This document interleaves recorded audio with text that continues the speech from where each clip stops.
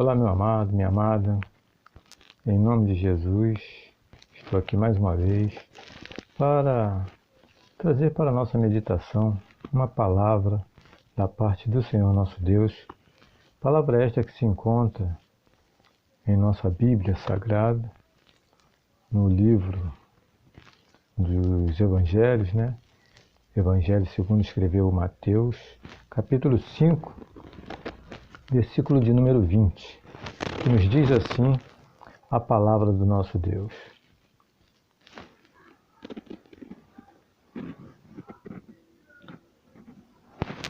Porque vos digo que, se a vossa justiça não exceder a dos escribas e fariseus, de maneira nenhuma entrareis no reino dos céus. Soberano e eterno Deus, Pai amado, Deus santo e querido, neste momento, Pai, nós entramos na Tua santa e gloriosa presença, e graças te damos, Senhor, por mais este privilégio, esta honra imensurável e esta oportunidade única que o Senhor nos concede de entrarmos na Tua santa e gloriosa presença, em nome de Jesus e pelo sangue de Jesus, e nos prostrarmos diante de Ti para Te adorarmos. Ó Pai Santo, nós queremos, Senhor, continuar fazendo a Tua vontade, fazendo o Teu querer. Então Te pedimos, Senhor, que o Senhor venha estar nos fortalecendo, nos ungindo e nos capacitando para toda boa obra. Pai, que a Tua palavra venha e que ela possa encontrar uma boa terra em nossos corações, pois a Tua palavra, ela não voltará para Ti vazia. Antes, ela fará aquilo que lhe apraz e prosperará naquilo para o qual o Senhor a está enviando. Em nome de Jesus, Pai, isso é o que nós Te pedimos e já Te agradecemos. Em nome de Jesus. Amém e amém, Jesus. Amados e queridos, uma palavra poderosa da parte do Senhor, uma palavra reveladora, onde o Senhor Jesus ele está dizendo que se a nossa justiça não exceder a dos escribas e fariseus, de maneira nenhuma nós entraremos no reino dos céus. Então, em primeiro lugar, esta palavra fala que a nossa justiça tem que ser maior. A nossa justiça, ela não pode ser uma justiça igual à justiça dos judeus. Os judeus, eles eram um povo que tinha um bom coração. Era um povo do qual alguns reis, quando entraram em guerra com eles, conselheiros dos reis chegaram e falaram para aqueles reis que perderam a batalha contra Israel, eles chegam e dizem: olha, os reis de Israel costumam ser reis clementes.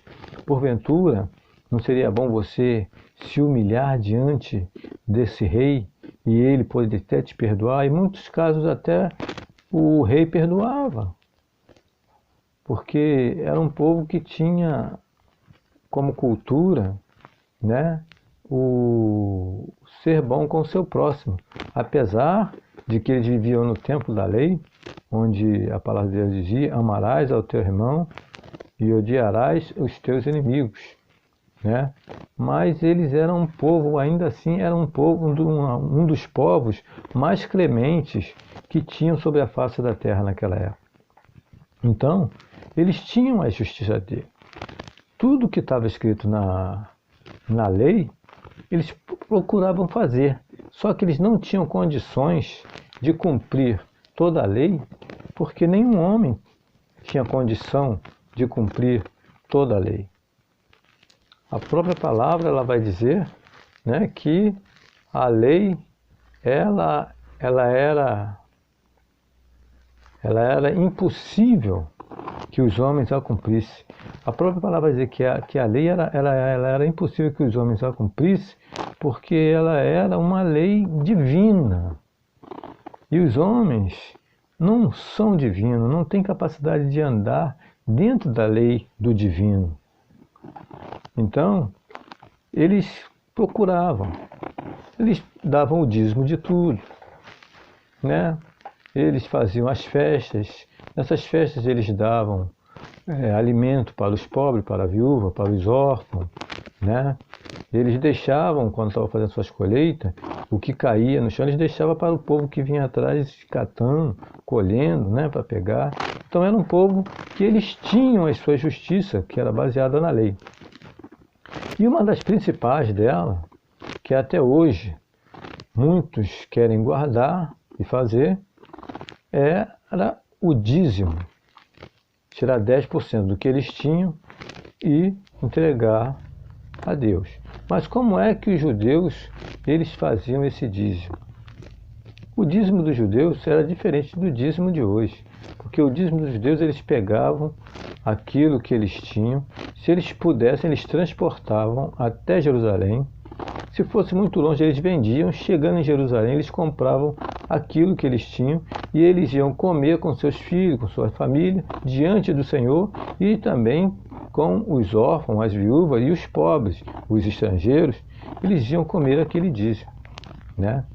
Mas a palavra do Senhor, ela está dizendo que a nossa justiça, nós cristãos, que recebemos o Senhor Jesus como nosso único e suficiente Salvador, ela tem que sobressair a dos escribas e fariseus, ela tem que ser maior, porque senão nós não entraremos no reino dos céus.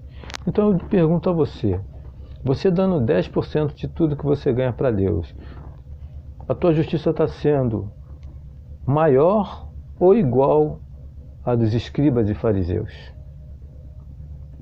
Irmão, as pessoas pensam que eu sou contra que as pessoas cooperem e colaborem com a obra de Deus.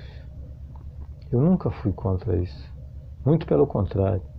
Eu sempre fui voluntário para cooperar e contribuir com a obra de Deus.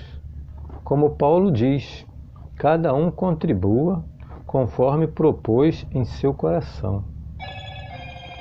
Aquele que semear muito, muito colherá.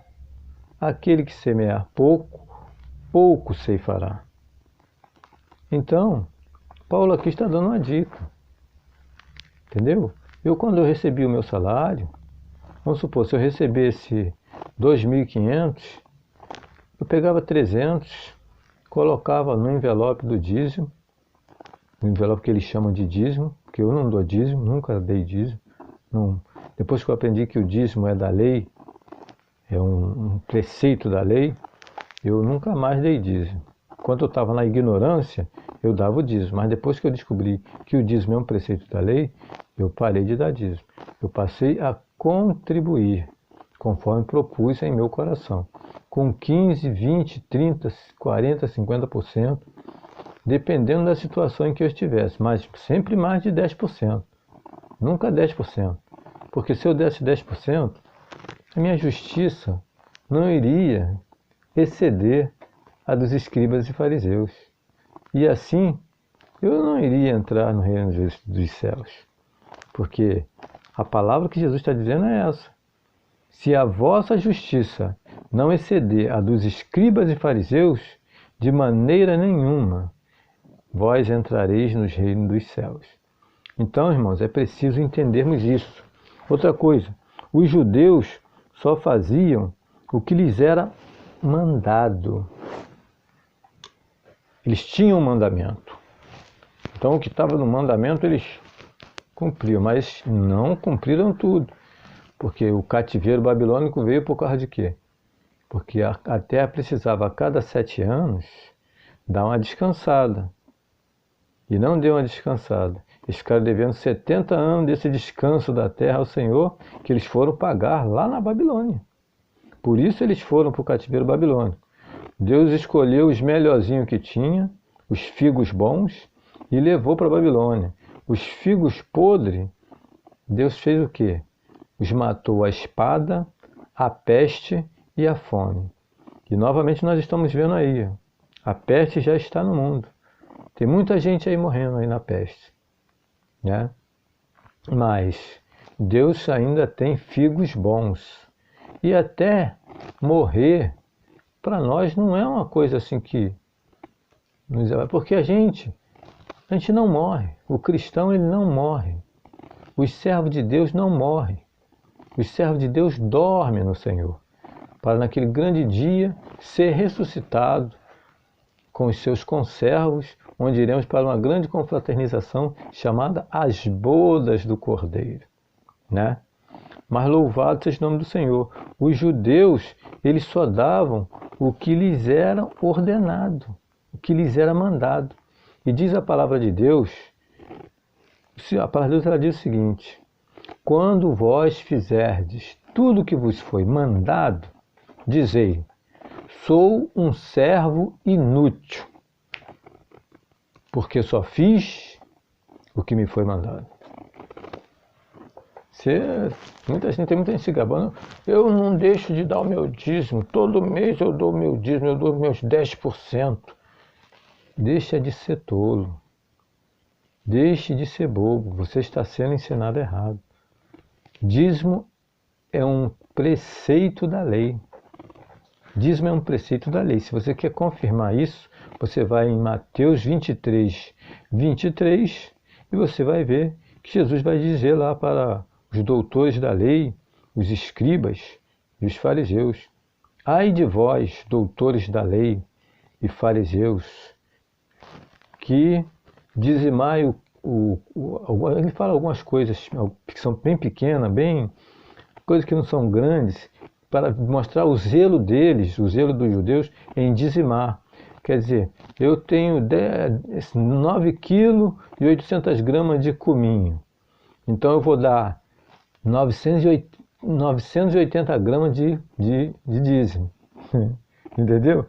Eles não vou dar logo 10, não, ele dá 980 gramas. Não vou dar 1 quilo, não, 980 gramas, porque só tenho o quê? 9 kg e 800. Se fosse 10 quilos, eu daria 1 quilo, mas só tem 980 gramas, então eu vou dar, só tem 9 kg e 800 gramas, então eu vou dar só 980 gramas. É igual o cara hoje, a pessoa que, o homem ou a mulher, que recebe um salário mínimo. Eu não sei quanto está o salário mínimo, mas vamos supor que o salário mínimo esteja R$ 1.045. Ele vai pegar R$ 104,50 e vai botar no envelope de dízimo e vai dizer: estou dando o dízimo, 10% de tudo que eu ganhei. Irmão, não poderia pegar 120, 150 e investir na obra de Deus? Para poder exceder, irmão, para poder ser maior a sua justiça do que a dos escribas e fariseus. Você precisa entender esse texto. Muita gente não entende esse texto, não entende as coisas que eu ensino e me julgam. Diz: o irmão é contra o dízimo. Não sou contra o dízimo. O dízimo é bíblico, só não é cristão. Entendeu? Porque o dízimo é um preceito da lei. Se nós tivermos que pagar dízimo, não é obrigado a pagar o dízimo, senão o devorador vai comer. Onde é que está escrito o demônio devorador? Me diz o livro, o capítulo e o versículo onde está escrito o demônio devorador. Eu não conheço nenhum demônio devorador. Eu conheço o gafanhoto devorador. E esses insetos, eles devoravam mesmo a lavoura daquele pessoal que não queriam servir a Deus com o seu melhor. Deus enviava aqueles gafanhotos ali que era o seu grande exército. Então isso aí é para os judeus, é para os israelenses, não é para o cristão. O dízimo não é para o cristão, porque o dízimo é um preceito da lei. Se você quiser cumprir um preceito da lei, Paulo diz que você aí vai ter que viver, vai ter que praticar todos os preceitos.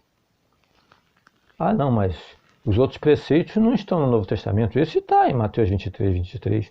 Ora, então nós teremos que nos circuncidar, porque em Atos capítulo 16, se você começar a ler ali a partir do versículo 1, você vai ver que Paulo vai circuncidar Timóteo. Você quer se circuncidar, varão? Estou com canivetão aqui. Quem é o primeiro? Está no Novo Testamento. Paulo circuncidou Timóteo. Está no Novo Testamento. Quem é o primeiro? Estou com o canivete bem afiado aqui. Aí o dinheiro, quando é dinheiro, não vale. Dinheiro vale. Dízimo tem, obrigado. Senão o demônio devorador vem e devora tudo. Que demônio devorador? Que dízimo é obrigado? Para de ensinar as coisas erradas, irmãos. Nós temos que parar de ensinar errado e ensinar a verdade. Porque o nosso compromisso, se eu não me engano, é com a verdade. Não é? Porque Cristo é a verdade. Ele disse, eu sou o caminho e a verdade e a vida.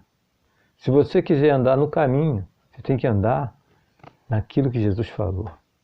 Se você quiser ter vida, você tem que estar em Cristo. Porque fora de Cristo não há vida. E se você quiser que ninguém consiga jogar por terra o que você ensina, você tem que estar na verdade. E a verdade é a palavra de Deus. E a verdade é Cristo. Quero ver alguém jogar por terra essa exposição que eu estou fazendo aqui. Porque eu estou fazendo essa exposição baseada em quê? Na verdade, na palavra de Deus. Então, irmãos, é necessário que nós paremos com essas coisas, de fazer coisas que os judeus faziam, achando que estamos agradando a Deus. Porque Jesus veio para pôr fim à lei, ele cumpriu toda a lei. Quando ele cumpre toda a lei, ele diz assim, ó, não cairá um jota, nem um tio da lei, sem que tudo seja cumprido. Ele estava dizendo, eu vou cumprir tudo. Cumpriu tudo? Cumpri. Agora você tem direito a fazer uma nova lei. Por quê?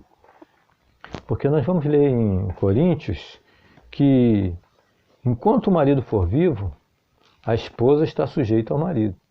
Mas depois que o marido for morto, ela pode ser de outro marido.